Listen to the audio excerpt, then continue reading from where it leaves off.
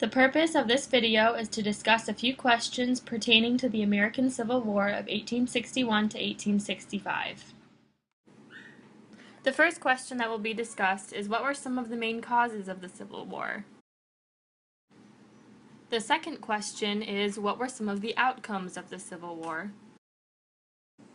And finally, was the Civil War necessary and inevitable? Despite being one of the bloodiest and destructive wars in American history, taking the lives of 625,000 Americans, it is surprising to me how uneducated many Americans are about why the Civil War took place. Around Ferris State campus, I spoke to many students and asked them what they thought caused the Civil War. The obvious answer that majority of them gave was slavery. Unfortunately, they weren't able to expand their answer or even explain or argue why they thought that was the cause. Although I do agree with their response, I, however, argue that slavery by itself was not the first reason that the Civil War took place. The first question that will be discussed is what were some of the main causes of the Civil War? In 1820, U.S. Congress passed a law known as the Missouri Compromise. This compromise was created by Henry Clay, and both pro-slavery and anti-slavery states agreed to it. In 1819, Missouri wanted to become a slave state. This worried Congress because they believed it would pose a threat to the very delicate balance of slave and free states. So, in order to maintain peace and order, the Missouri Compromise was devised.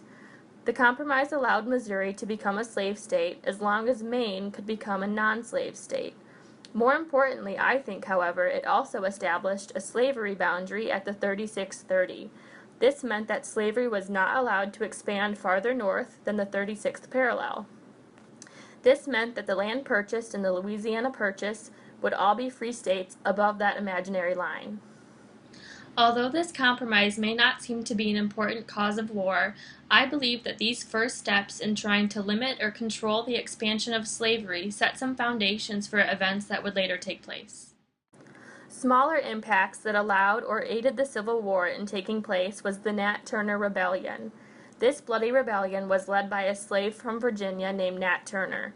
The outcome of this rebellion forbade slaves to be educated in any form and restricted their rights even further than they already were. Slavery as a whole was the larger issue at hand, but in the United States, slavery had always existed. It was not, in my opinion, a sudden problem that people had suddenly become aware of and then a war broke out.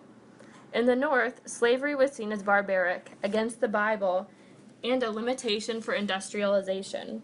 The South, however, needed slavery in order to maintain a stabilized economy. Economy in the South was largely based on agriculture. Being far less industrialized than the North, the South relied on slaves to work in the plantations and fields in order to economically survive.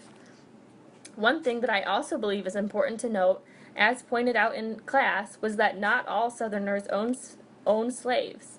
In fact, many of them didn't. I would even say that probably many of them didn't agree with slavery, but saw how necessary it was in their state.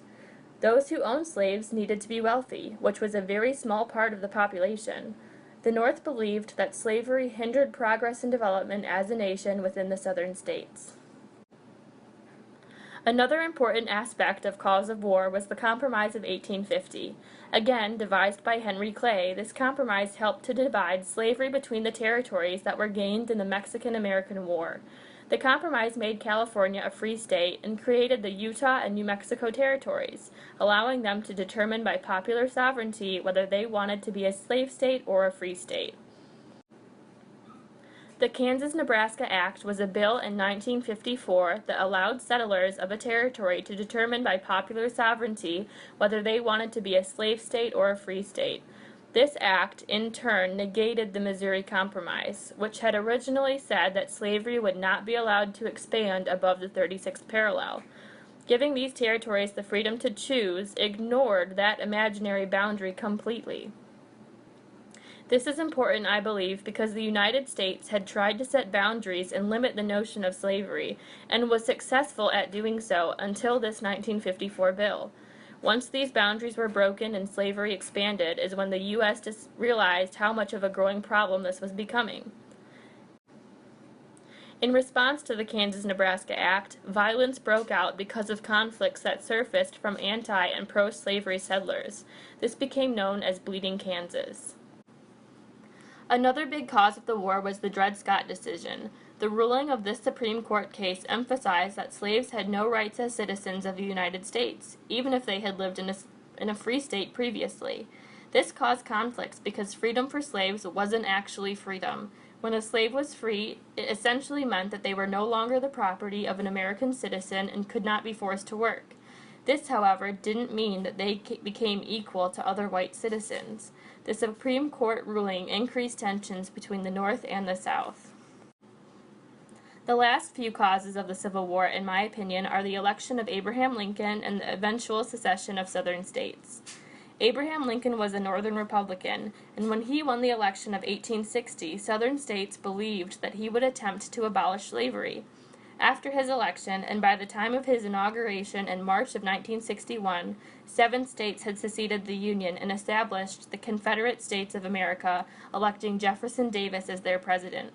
It was 1 month later that the Civil War began when shots were fired at Fort Sumter in South Carolina. At its truest foundations, yes, slavery was a main cause of the Civil War, but not slavery on its own.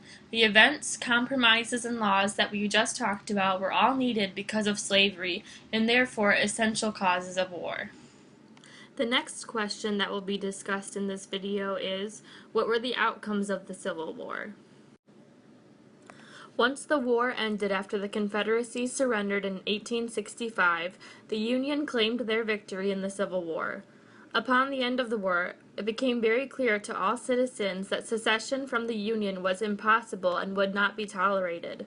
Confederate states were forced to apply to rejoin the Union, with the understanding that they could never leave it again. On paper, slavery was abolished and slaves in the southern states were freed under Lincoln's Emancipation Proclamation, which after the war became effective in every single state. Reconstruction was also a huge part of the Civil War. Southern states needed to be reintegrated into the Union. Through Reconstruction Acts, 10 of the Confederate states were divided into 5 military districts. Tens of thousands of U.S. soldiers were stationed in the South in order to ensure that Reconstruction was honored. By 1877, all of the southern states had become part of the Union again. After the war, the 13th, 14th, and 15th Amendments were created. These prohibited slavery, gave civil rights to African Americans, and granted them the right to vote. The South presented to all Americans opportunities for new economic and political growth that attracted Northerners and Southerners. Those who took advantage of these opportunities were known as scalawags and carpetbaggers. The last question that will be answered is, was the Civil War necessary and inevitable? I believe that it was both necessary and inevitable. I don't mean that I believe that the idea of civil war was necessary, but something needed to happen. Slavery had been such a huge part of the United States from the very beginning that the only way to completely get rid of it would be through a terribly bloody and destructive civil war. In the past, the United States had feared the expansion of slavery and attempted to limit it to certain states. When those limitations could no longer hold its inevitable expansion, it was time for a change. The Civil War was even more likely to take place after the election of 1860 of Abraham Lincoln. As a Republican president, the South knew that they were going to be in trouble. And that's why they chose to secede and create the Confederate States of America. Abraham Lincoln wanted them to rejoin the Union because he knew that they would be stronger together than apart. When they refused, the only option for Abraham Lincoln was to declare war because the new enemies were threatening the stability of his nation. Although I'm not one to advocate as war being a solution to any problem, I would also say that there is no way to guarantee that a war would give rights and full equality to slaves both socially and economically. It seemed that giving the state and local government the power to control or attempt to control slavery was ineffective. Because of the way that slavery was being spread, it needed the federal government to step in and help regulate it. The way that Abraham Lincoln chose to regulate it happened to be through a civil war.